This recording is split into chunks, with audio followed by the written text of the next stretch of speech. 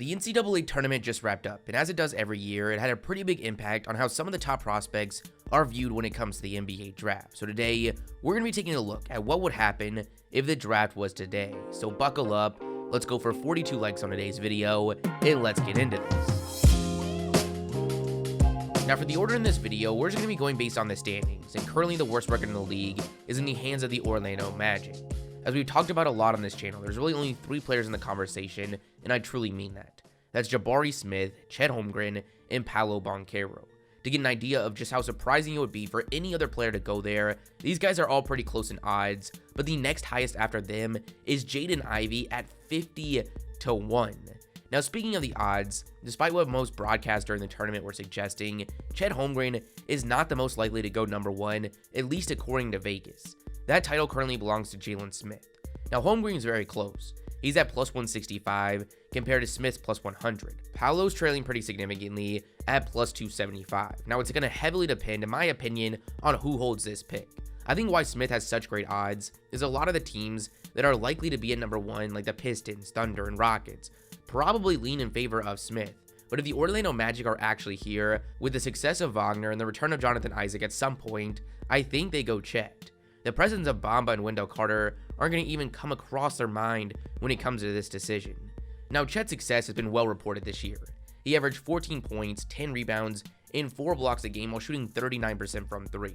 It's rare you have a player with a 7-foot frame that's this coordinated, this elite of a rim protector, as he's one of the best shot blockers in the whole entire country, while also being a guy that's shooting 39% from 3. Yes, he's a twig, but I don't think that's going to affect him much at all.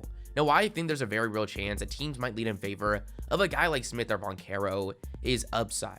While I think the floor for Chet is super high, it's hard to say where the ceiling is, especially on the offensive side. We saw in the tournament him go for 19 in round 1, but then he followed that up with 9 points and 11 points. At number 1, teams are expecting a guy that has a chance to completely transform their franchise. Can Chet do that? It's hard to say, but I think if the Magic are here, that's who they're going with. Today's video is sponsored by Prize Picks. It's a player prop site that's actually legal in most US states, and I've been having a ton of fun on there.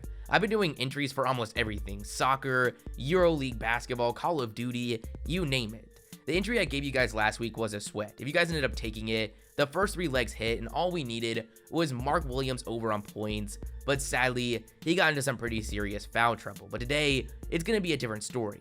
I like the MVP candidates to show up. I'm taking Nikola Jokic over on points. He's hit this with ease in the last 4 games. Embiid over on rebounds. He's hit this in the last 5 games. Then I'm combining Miles Bridges points, who's hit this in 4 of the last 5, and LaMelo assists, who's hit this in 4 of the last 5.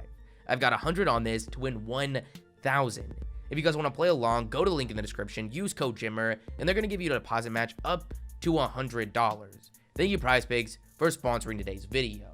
At 2, we've got the Houston Rockets, and this is definitely an interesting spot.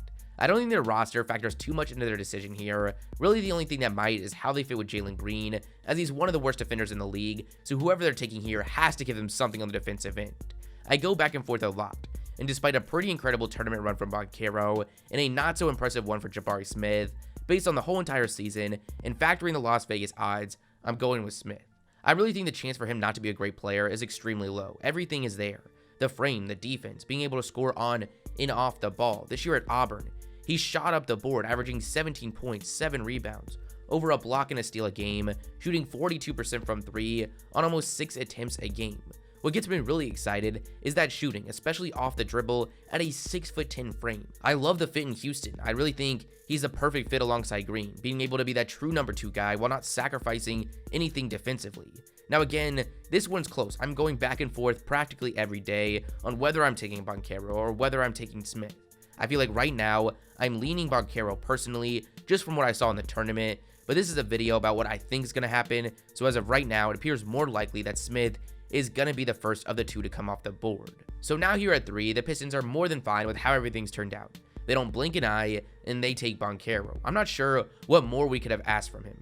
He came into the year as a projected number 1 overall selection on the back of his massive frame combined with a point forward like skill set, but throughout the year, we saw him lose that guaranteed spot, with guys like Holmgren and Smith playing really well, but also some concerns creeping up. But almost every concern there was, he did the exact opposite in the past month. In the final 11 games of the season, including the tournament, he averaged 19 points, 7 rebounds, really showed off what he could do taking the ball up the court, at times running the offense, averaging over 4 assists, but also shooting 42% from the field, and a big one, 45% from 3. I'm getting the feeling the deciding factor of where Banchero goes inside this top 3 is going to be shooting. How much confidence do these front offices have that he can be an at least serviceable 3-point shooter at the NBA level? But based on what we've seen recently, I really wouldn't be too worried. If the Pistons are able to walk away with Cade Cunningham and Banchero in back-to-back drafts, man, would that be a streak. I really think this duo will be something to be feared for a very long time. Now, there's a very intense battle going on that no one's really talking about, and that's a battle for the 3rd spot in the lottery odds between the Thunder and the Pistons. We're seeing the Pistons bench their whole entire starting lineup with 6 minutes to go in the first quarter to never return. We're seeing the Thunder put out whole entire rotations of guys that aren't even good enough to be in the G League. It's gonna come down to the wire. So if you're a Piston or you're an OKC fan, pay attention to these last few games, as considering the drop off from the top 3 prospects, you want your team losing right now. Now, the Thunder were here. I think they're kind of in a pickle. There's an obvious selection. He's in a tier of his own after the top 3. That's Jaden Ivey out of Purdue. The only problem with them is that the Thunder have their backcourt.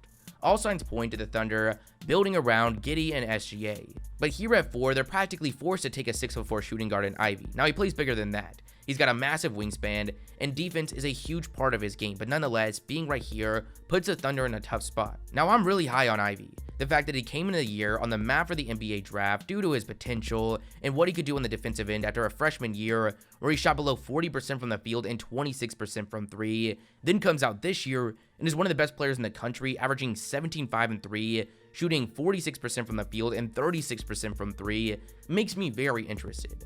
I think he might be one of the safest selections in the entire draft, but that isn't to say he's not coming with elite upside. It's tough to have him go inside the top 3, but considering all the great things we've mentioned on paper, while also being an elite, explosive athlete, this could be one of those players that leaves us scratching our head on how we didn't go higher.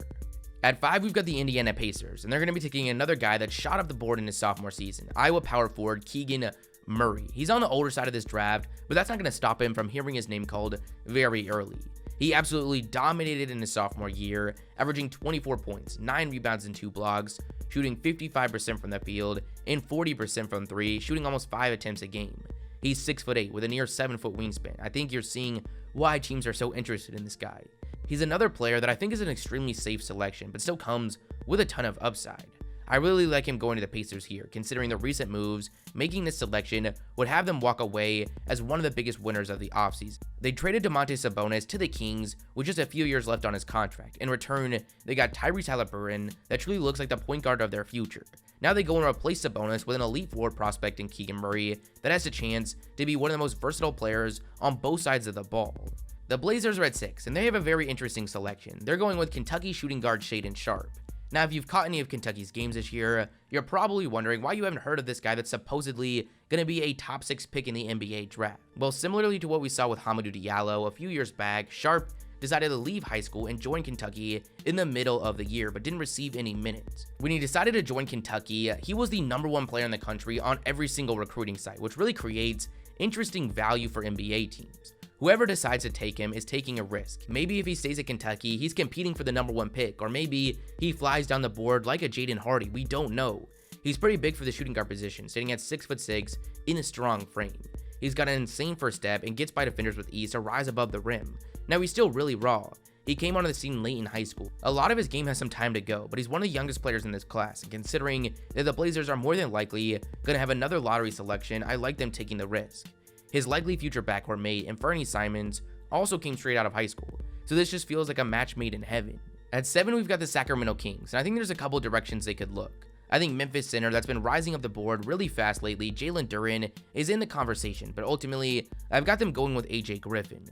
Griffin is one of the more interesting prospects to me in this whole entire draft, as I'm not really sure where the upside is compared to the other prospects in this range. He's super young. He's not going to turn 19 till August. He's an extremely NBA-ready frame. He's 6'6", built with a 7-foot wingspan. The defense is going to be there. He also shocked a ton of people by going out there and shooting 45% from 3. On paper, everything seems to be there, but considering his injury history and the fact that he's got a long way to go from being a real shot creator, I really think he'd go as high as 5 and as low as 10 or so. But I like him going to the Kings here, as I think he really rounds out this roster with Harrison Barnes having 1 more year left on his contract and also a likely trade candidate. Now let's speed things up for the second half of the lottery. The Pelicans are at 8 via the Lakers. They're going to be going with Johnny Davis, a 6'5" shooting guard, sophomore out of Wisconsin that averaged 20 points this year and has all the tools to be an elite shot creator at the NBA level. The Spurs take the best big on the board in Jalen Duren, a 6'11" center that was a defensive beast this year at Memphis, which has a lot of scouts excited considering he's only going to be 18 years old on tip-off of the NBA season. This draft is weird. We've got a lot of super young freshmen like Duren and Griffin, but also a lot of older guys like Ivy and Keegan Murray. The Wizards are at 10, and they grab an elite 3-and-D wing out of Arizona and Benedict Mathurin, who this year averaged 18 points while shooting 37% from 3. The Blazers are back on the board at 11, going with Tari Eason out of LSU.